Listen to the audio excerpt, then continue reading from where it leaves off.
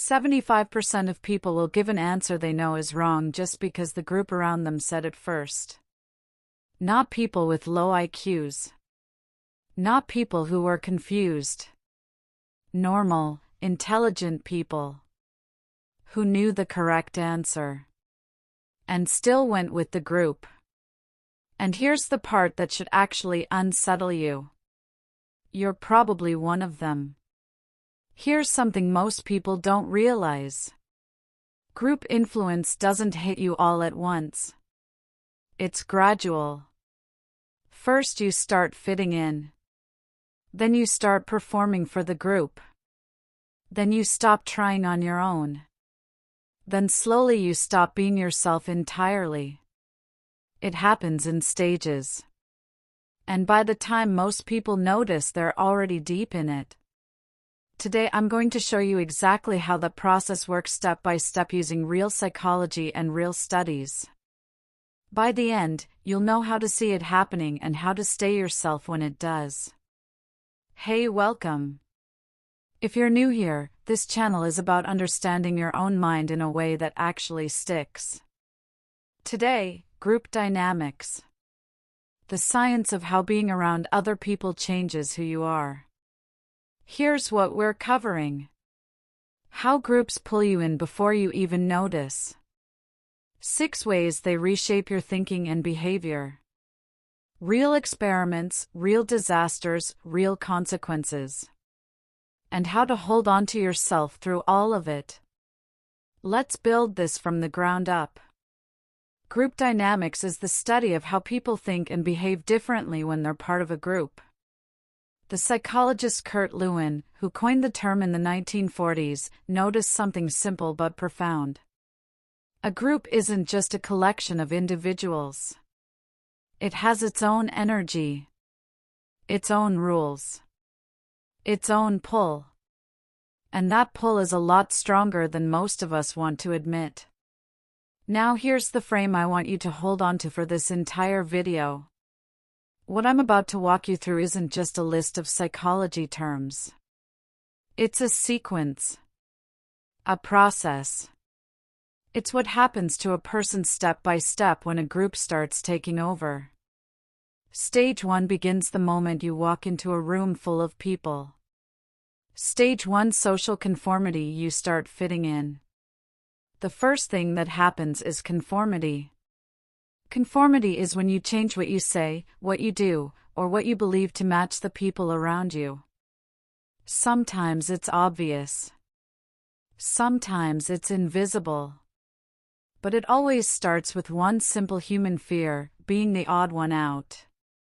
And now I want to show you how powerful that fear actually is. In the 1950s, psychologist Solomon Asch ran one of the most disturbing experiments in psychology history. He put one real participant in a room with several actors. On the wall? A card with 3 lines clearly different lengths. Their job, say which line matches a target line. Easy. Obvious. Kindergarten stuff. But here's what happened, the actors on purpose all gave the wrong answer. And 75% of the real participants went along with it. At least once. Not because they were dumb. Not because they were weak. Because the pain of disagreeing with a group, that social discomfort, was more unbearable in the moment than the discomfort of saying something they knew wasn't true. This is stage 1. You're in a new job, a new friend group, a new online community. You start noticing what the group believes.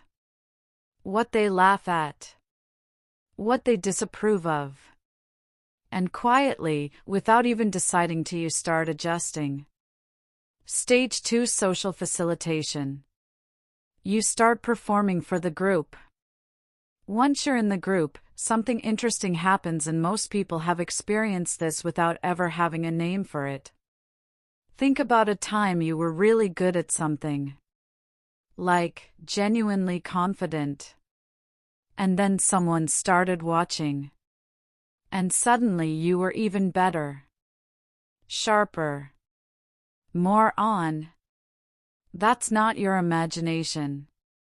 That's a documented psychological phenomenon called social facilitation. When others are watching, your performance on things you know improves. The group energy acts like an amplifier. And here's the part that stings a little if you're still learning something.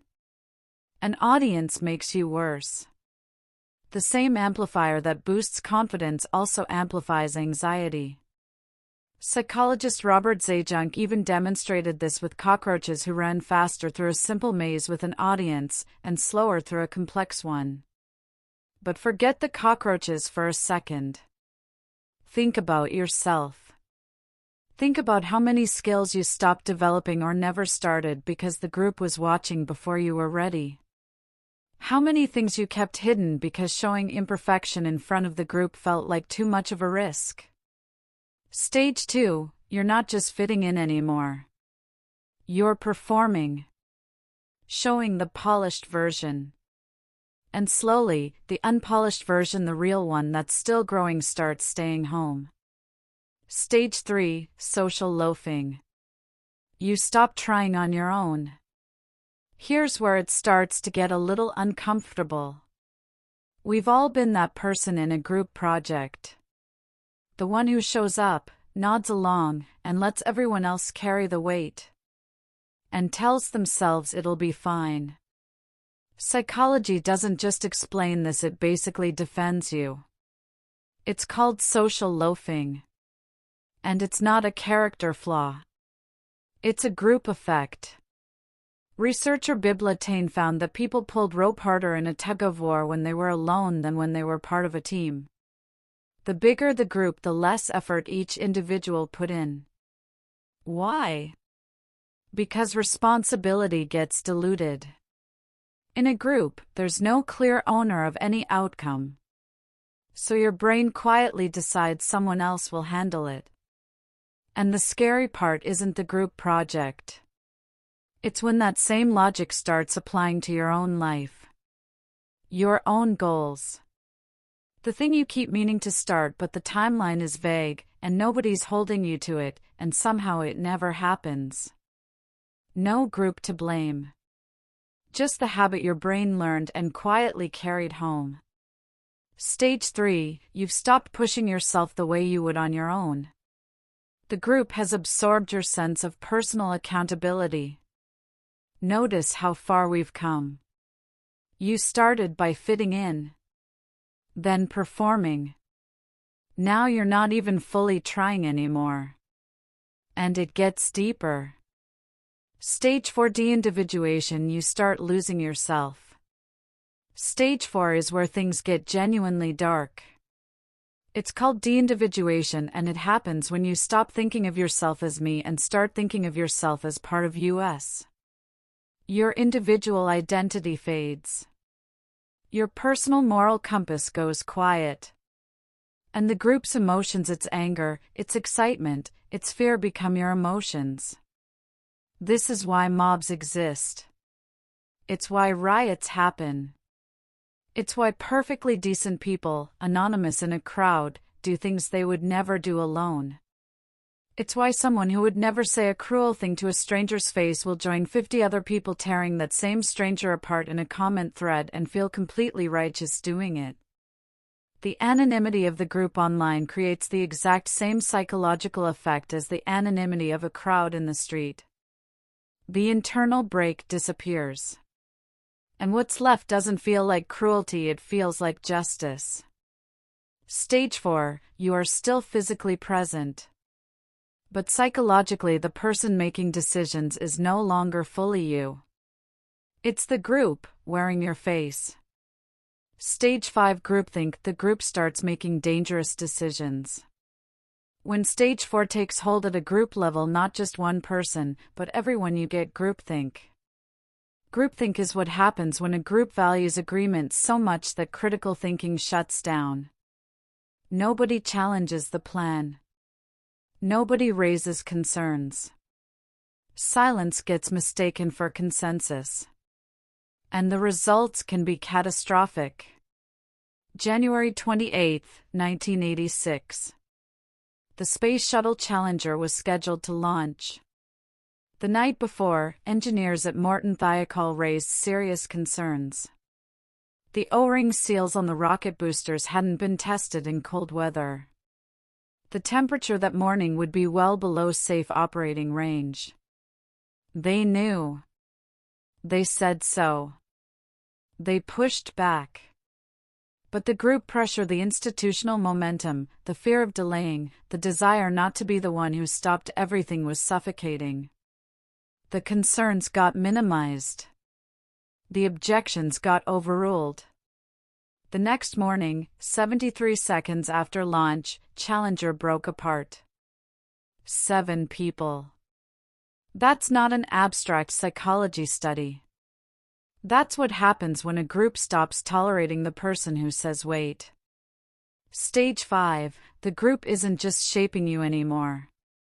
The group is now making decisions that affect everyone, and anyone who would stop it has already been silenced by stages 1 through 4. Stage 6, in-group versus out-group dynamics. Now you're at war with everyone outside. And here's where the full picture comes into view. Once a group has cohesion, once it has gone through all these stages, it naturally starts drawing a line between us and them.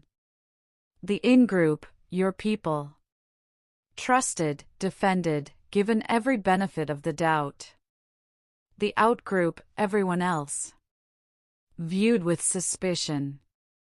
Stereotyped. Competed against even over things that don't matter. In a study called the Robbers Cave Experiment, boys at a summer camp were divided into 2 groups. Within days, without any real history between them, they developed fierce hostility toward each other. Name-calling. Sabotage. Genuine contempt. These were children who had just met. And they were already at war. Now scale that up. To political parties. To nations. To online communities. To any group that has ever told you, you're either with us or you're against us. That's stage 6.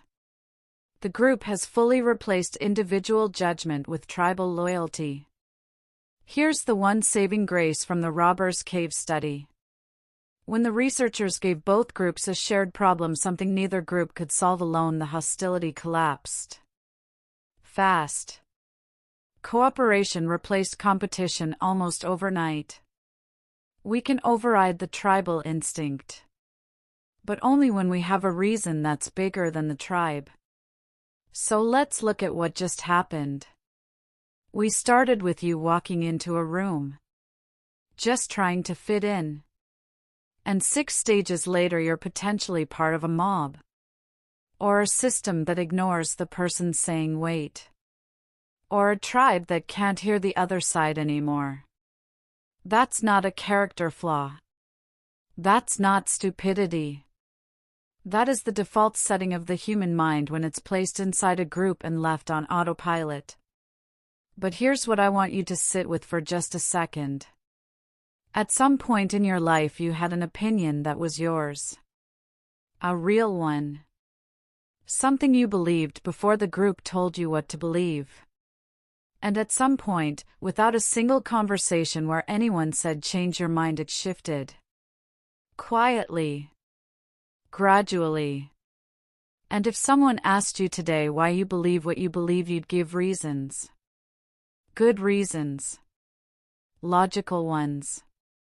But underneath those reasons is the group. That's not a condemnation. That's just being human.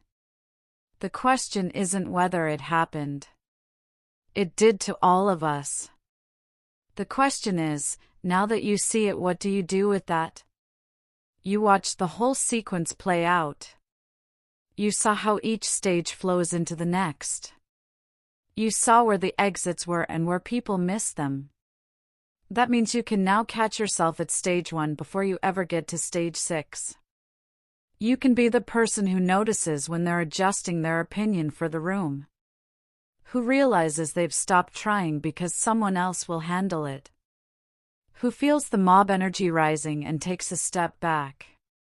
Most people spend their whole lives being shaped by groups they never chose, for reasons they never examined, toward a version of themselves they never consciously agreed to become. You don't have to be most people. You have the map now. That pause between the group's pull and your response, that tiny moment of awareness? That's not a small thing. That's your freedom. Use it. If this video made you think differently about something, even one thing, hit the like button.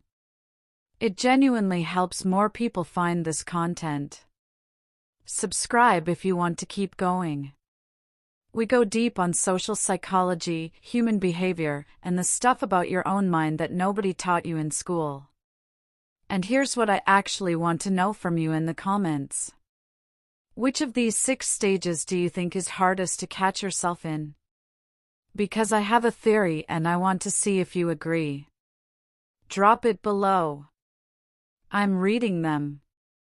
See you in the next one.